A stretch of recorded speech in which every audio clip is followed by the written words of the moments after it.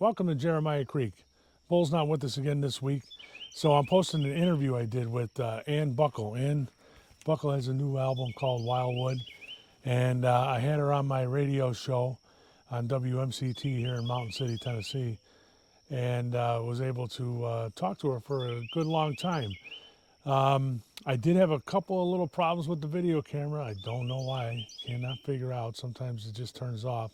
Wasn't overheating or anything, so I don't know. So I will break this up into a couple different parts, and I'll come back on and tell you when there's going to be a problem with the camera. So we started off talking about her family. She's related to the Carter family, and about growing up around here near Mountain City in Bristol, Tennessee.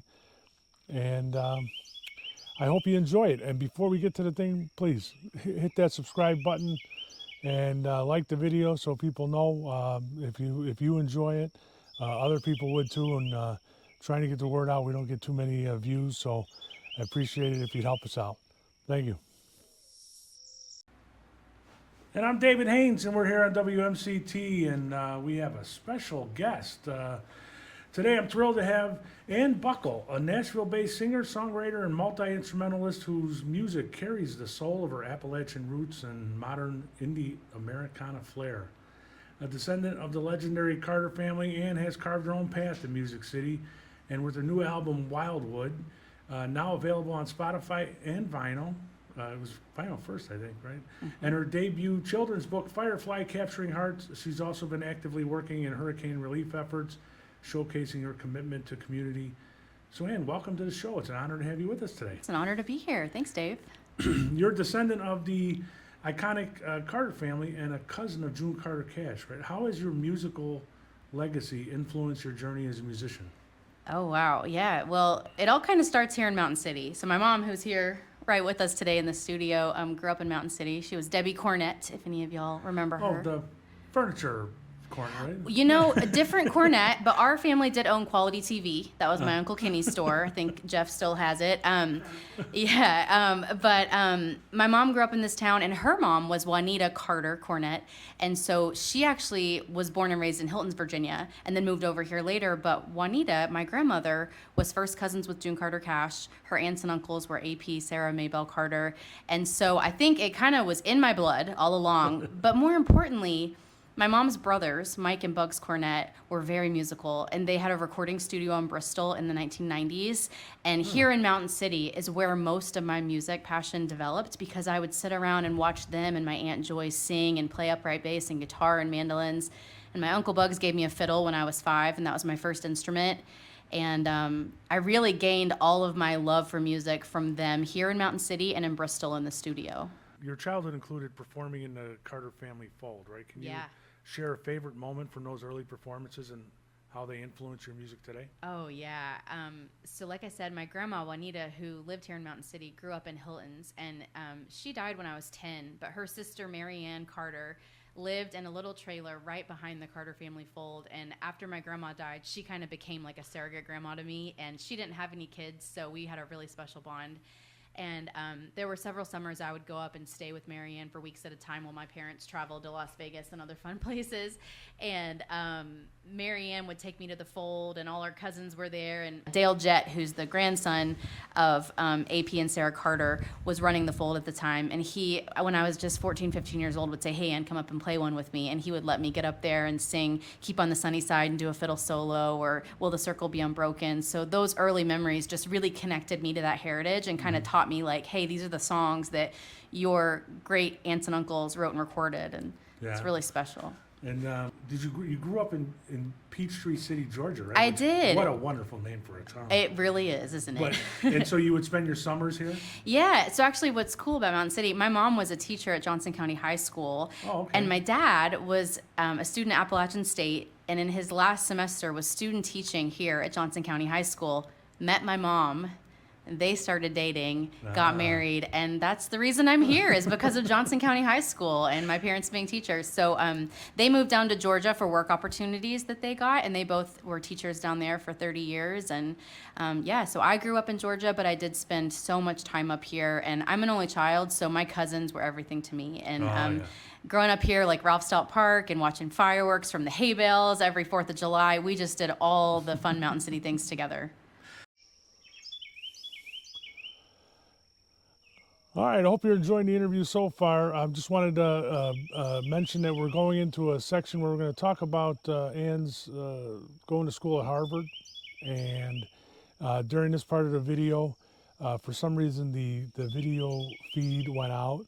However, the audio is still fine, so I'm going to leave the audio going with a Jeremiah Creek logo. It was only 2 or 3 minutes, I think, before I figured it out and turned the video back on. So I hope you're enjoying the video, and please hit the subscribe button. Get there, and being the daughter of 2 school teachers, I was good at school, and I loved languages, and I loved learning about different cultures, and I loved traveling. And so when I went to undergrad at the University of Tennessee in Knoxville, I did a music degree and an international relations degree, and I was kind of deciding between which path I was going to take. And so I did some time working for the State Department in DC and in Paris, and actually during that time realized, you know what, my heart's in music, and that's what I want to do. So I moved to Nashville after Harvard, and I got a job, and my first job was working in the government for Bill Haslam and with a guy named Randy Boyd, who at the time was working for free for him to build this program, Tennessee Promise, that made community college free. I worked with the government for 3 years, and then I left that job because as a fiddle player, I got invited to go on tour with the Chicks, or at the time the Dixie Chicks, and I was opening with a band called Augustana, and I was on their 2016 World Tour, which was amazing. And then I had to quit my job because you can't just leave your job for 2 months to go on tour. The new album, Wildwood, it's described as a double album with 2 contrasting sides, the wild side and the woods. And so what inspired this unique structure, and how do those 2 sides reflect your musical identity? Yeah, well, the name of itself comes from an old Carter family song that they put out in 1927 called The Wildwood Flower. So I grabbed that from them, and I love country music. I love acoustic music. Like I said, my first instrument was fiddle and guitar and piano. But I also am a product of the late 90s, early 2000s pop. You produced this, right? Me and my husband, yeah. Okay. We work it together. All right, so how was it like taking that role? Is this the first time you produced an album? Or? I've been producing singles for a while with him, and I work with other artists as well. But I think for a while I've been doing production as well, yeah. Is it hard to produce an album that you're doing? I mean, yes. Because don't you have to be sort of critical? Critical. You know, it's hard because you're so, what's the phrase? You can't see the forest for the trees. Yeah. You're so in the weeds of it. I think that's why it helps to have a co-producer. And my husband, we have a great relationship where he is really objective with me, and I really value his perspective on everything. So me kind of throwing out an idea and him saying, no, it needs to be this, or we need to key it up higher, or we need this to go faster, or it really doesn't need banjo, or whatever. Having that balance. I don't think I could self-produce my own album I've written because it's just, you're too in it. Yeah, it's like editing your own book. Exactly. You need that outside perspective. But I'm very opinionated, so I love to co-produce because I do have a lot of ideas. The single Firefly was a natural choice to kick off the album's release. What makes this song so special to you? It obviously is, because we'll get to the book in a minute. Yeah. So it means something. So what made that song so special to you? Yeah, I wrote that song in 30 minutes. It just kind of poured out of me. Sometimes songs, people say, how long does it take? Usually when we book a co-writing session in Nashville, we schedule 3 hours. So that's kind of standard. But I have songs that take me years that I just marinate on and just edit and re-edit. Firefly just poured out. It was like a gift from the muse. And I had heard this story about fireflies, which I grew up calling lightning bugs, but it doesn't sing as good as fireflies, so we changed it there. But I heard this story that they spend their first 2 years of life underground. They don't fly, they don't light up. And when they finally mature, when they're lighting up in the sky, flying around, they only live for 21 days. And it just struck me so deeply, and I thought about that turning into a song somehow, and then one day it just did. Yeah, you should say you wrote it in 21 minutes. No, it really did take about 30. It was, full 30 minutes. All right, thanks. This is Dave. I hope you're enjoying the video. We're moving into the last part of the video. We came back from a break and talked about songwriting and playing live around Nashville. And tell some interesting story about the writers' rounds. And I hope you enjoy it. So thank you. And we're back here on WMCT with Ann Buckle, who will be at the Heritage Hall tonight for a concert. The last time I checked, which was a few hours ago, there were still tickets available. So get down to the Heritage Hall tonight and see Ann perform most of the songs from her new Wildwood album, and probably there's several other albums. I don't remember the titles. I'm sorry, I should have wrote those down.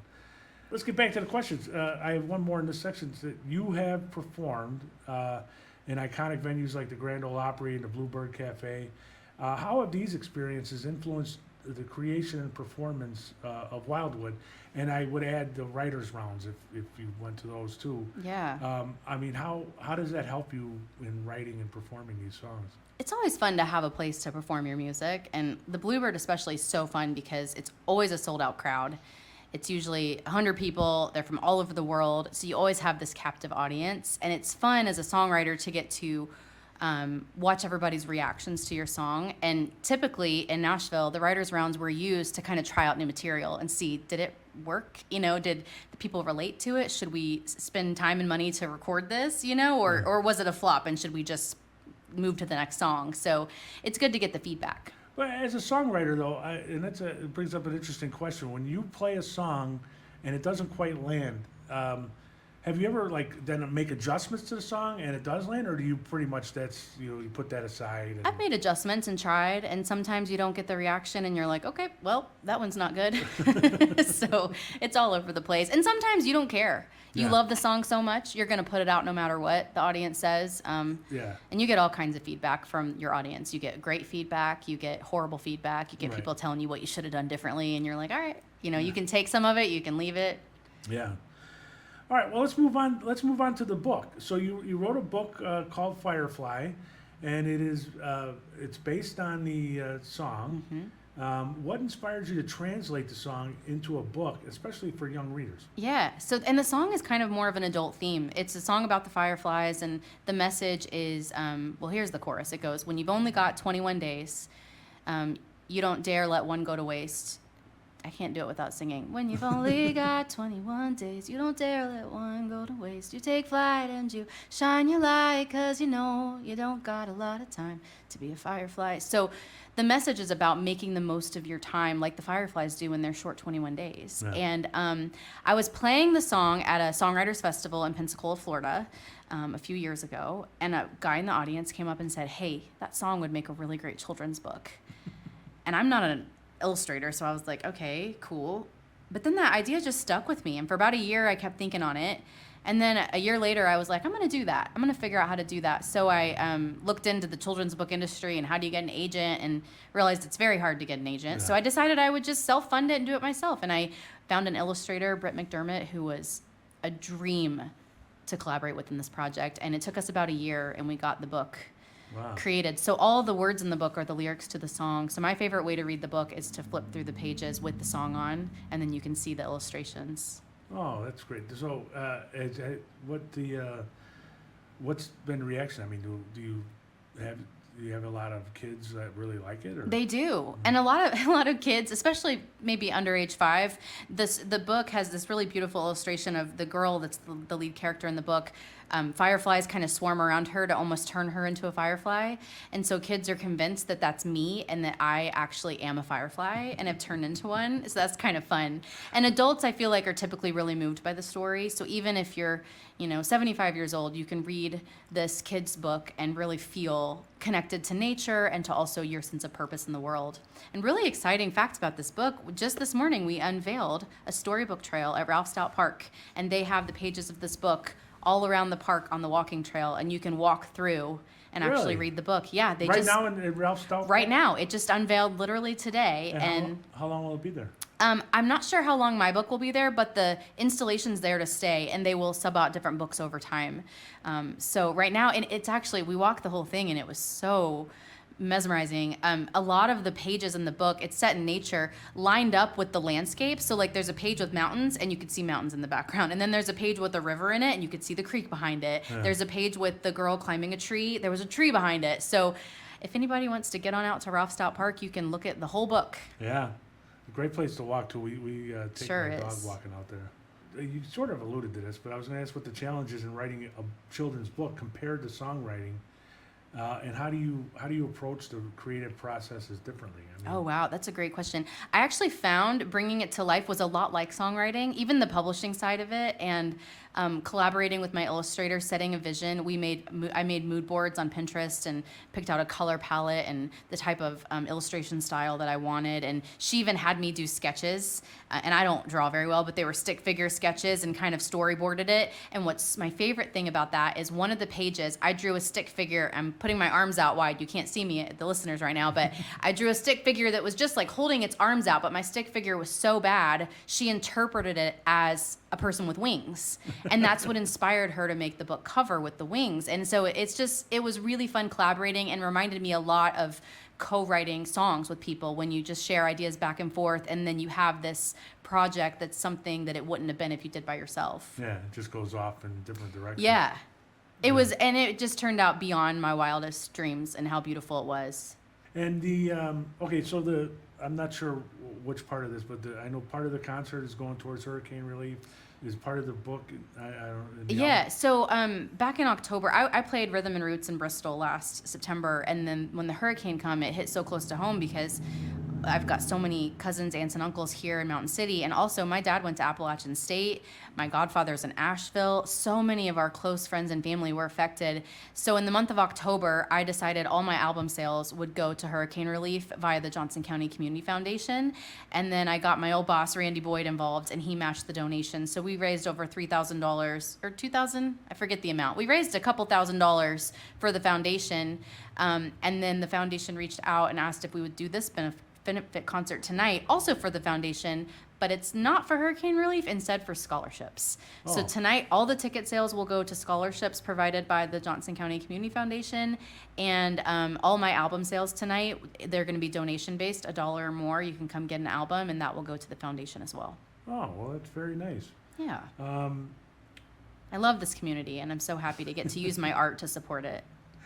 And what's the foundation name? Is it the same for? The Johnson County Community Foundation. Okay. And they do all kinds of things for this community, and they have grants that people can apply for different projects, just to All right, continue improving that's the what I was community. gonna ask. How can the listeners get involved? Yeah, if you want to just Google Johnson County Community Foundation, they're part of the East Tennessee Community Foundation, and they're a wonderful organization that's a great steward of your donation dollars. Okay, so one final question I have, and this is a little philosophical, I guess. Okay, I like philosophy. As someone who's worked in public service before, how do you see music and art contributing to community recovery after natural disasters? Oh, wow, that's a Yeah. great question. I've been getting into arguments on Facebook lately because I've been sort of talking about how people spend too much time talking about politics. Yeah. And do politics or are these art things really do more for humanity? So it's like, it seems to be that when we have these problems in society, artists, musicians and artists, photographers, whatever, can do more than politicians. And so that's what kind of made me want to go down that road a little bit. You know what's funny about that? When I was deciding between, okay, do I pursue a career in music, which is going to be really hard and heartbreaking, I've been told. They were right. It is. It's also worth it, but very hard and heartbreaking. Or do I pursue a career with the State Department, being a diplomat, where I had this kind of heart desire to bring people together, right? And it was all about creating relationships with other people so that there's less conflict in the world. When I was at the U.S. Embassy in Paris, I worked in the Cultural Affairs Division, and one of the programs we brought over was Will Smith and Spike Lee. We brought them over to the banlieue of Paris, which is some of the rougher areas, and they wanted to do like youth relation building.